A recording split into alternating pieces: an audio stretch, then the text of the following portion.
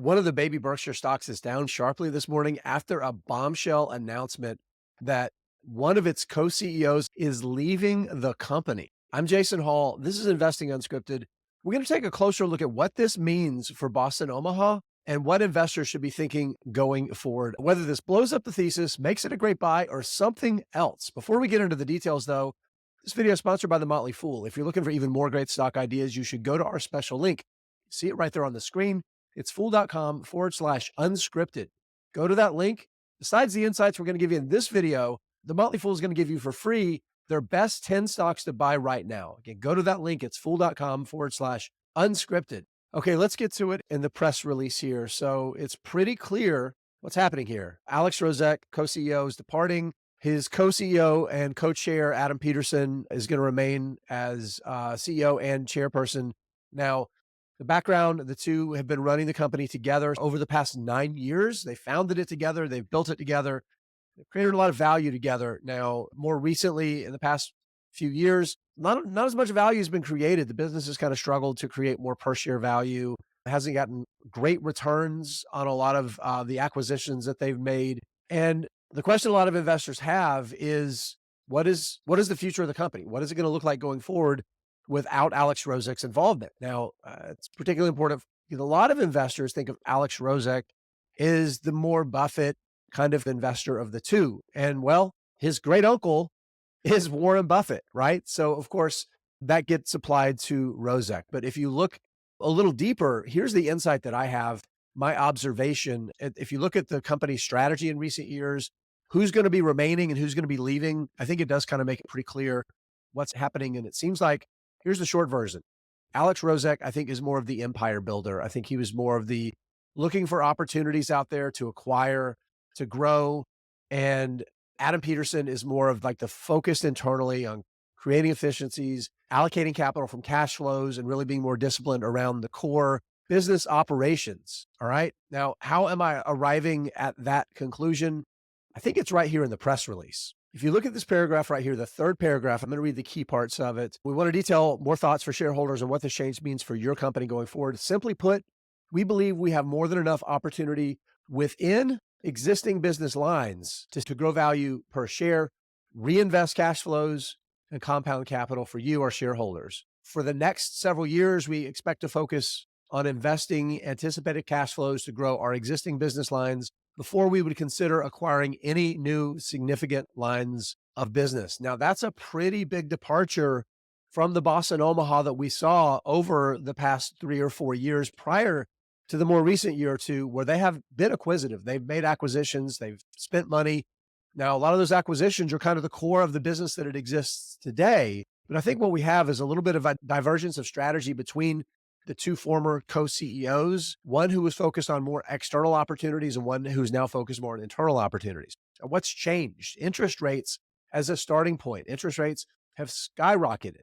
When the company was making a lot of those acquisitions, interest rates were at some of the lowest levels we've seen in decades. And guess what? When capital is cheap, it makes sense to leverage that cheap capital to grow. And capital's not cheap anymore. And I think we're seeing a divergence now where Rozek wants to continue to try to build something through acquisitions and being creative to find those opportunities. And it feels like Peterson is going to be the more disciplined, internally focused, creating value investor, right? So the thesis is starting to change for Boston Omaha. And I think investors in the company or anybody who's been following the business needs to be cognizant of the fact that the thesis is changing. How did it come about that Rozek is out and Peterson is staying in? I think it just comes down to, well, who has more influence and control within the business? And that's Peterson. I'm going to pull up from last year's proxy statement.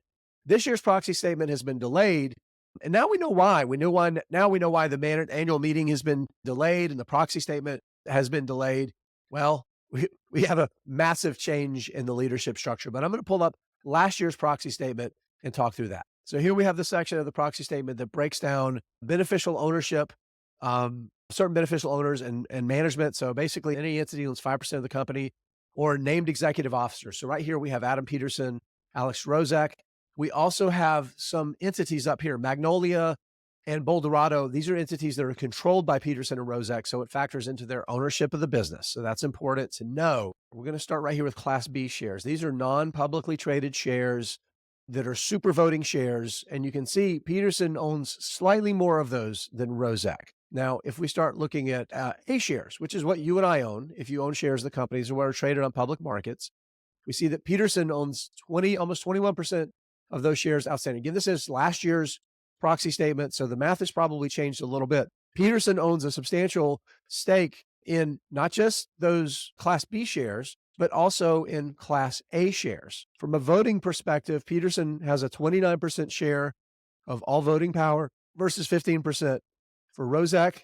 And then an economic interest, the economic percentage of the companies that they own.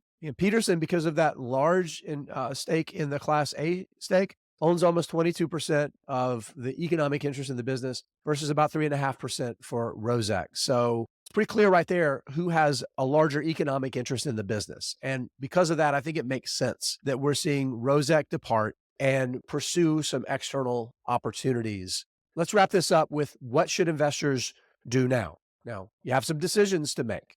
If you're an investor that appreciates the more internal focused approach that Peterson says Boston Omaha is going to be taking, then I think Boston Omaha just got more attractive for that sort of investor. If you're looking more for the looking external, trying to find great opportunities to grow quickly through things like acquisitions, well, it just got a lot less interesting because the guy who was the big driver of that for the business is now out. He's going to remain on the board. He's going to still have some influence on the business.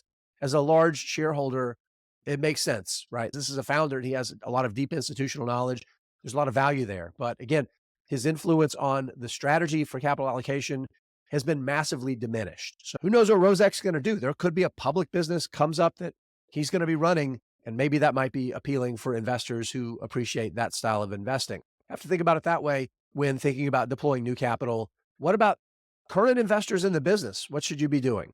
So here's my situation. Pretty large exposure to the business. It's not big, but it's about as big as I want it right now, especially with this massive change in its strategy and uncertainty around how the thesis is going to be affected with such a big change in the leadership structure of the business.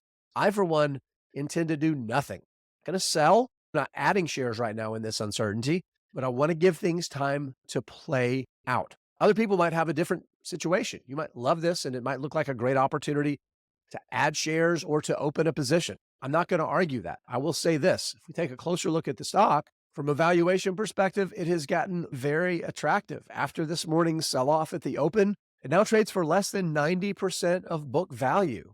And I believe that a lot of the assets that it owns are worth more than the value on the book. I think the actual net asset value for those things is significantly higher than that. Company doesn't have a ton of debt. It has no debt at the corporate level and a manageable amount of debt at some of its subsidiary levels.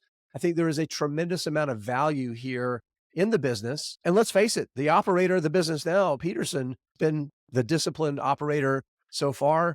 And I think that net asset value that's there, that book value, is very safe. And he's focused on creating per share value. So I think that's really interesting right now. Again, I think there's always risk of making any move in a company when we see a major leadership change like this. But that's why I'm waiting. I'm sitting back and waiting. I have confidence that Peterson's going to run the business well. What I'm waiting to see is if his strategy, his unfettered strategy, is going to deliver value and actually create that per share value they're talking about. So I'm going to be watching in the quarters to come before I make any decisions about what I'm doing with my investment. A lot of investors, that might be the right strategy. Some of you, maybe it's time to buy more. Others, if you're worried about the uncertainty and you decide that it's time to sell and move on, I'm not going to argue with that, but I'm going to say selling this quality business, well, it's trading for a discount to the value of its assets, probably not the best move. But everybody needs to make the best decision based on their portfolio, their strategy, and how they are able to sleep at night.